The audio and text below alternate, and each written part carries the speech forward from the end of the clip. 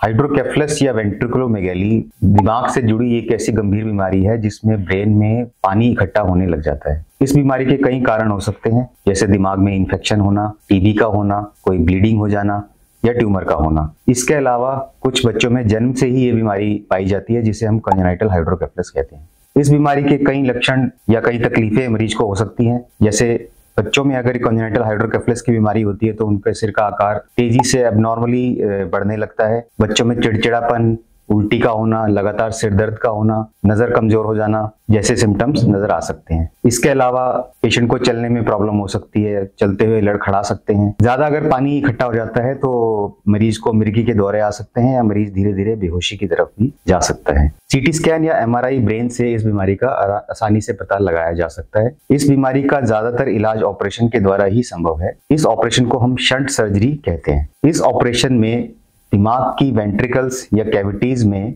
जहां पानी इकट्ठा हुआ है वहां पे एक ट्यूब डाल दी जाती है। इस ट्यूब का दूसरा सिरा स्किन के नीचे रास्ता बनाते हुए पेट में, छाती में या हार्ट की एक कैविटी में डाल दिया जाता है, जिससे ये ब्रेन का इकट्ठा हुआ पानी धीरे धीरे कम होने लगता है और मरीज की कंडीशन में सुधार आ जाता है। ज्यादातर केसेस में ये ट्यूब लाइफ लॉन्ग पेशेंट के शरीर में रहती है। एंडोस्कोपिक विधि से भी हाइड्रोकेफलस का इलाज किया जा सकता है। इस ऑपरेशन को हम ईटीवी कहते हैं। इस ऑपरेशन में एंडोस्कोप से दिमाग की कैविटी या वेंट्रिकल्स में पानी के लिए एक नया रास्ता बना दिया जाता है, जिससे ब्रेन का पानी धीरे धीरे निकल जाता है और ब्रेन का प्रेशर कम हो जाता है। इस ऑपरेशन का फायदा यह है कि इससे हम पेशेंट को शंट जैसी ट्यूब से निजात मिल सकती है।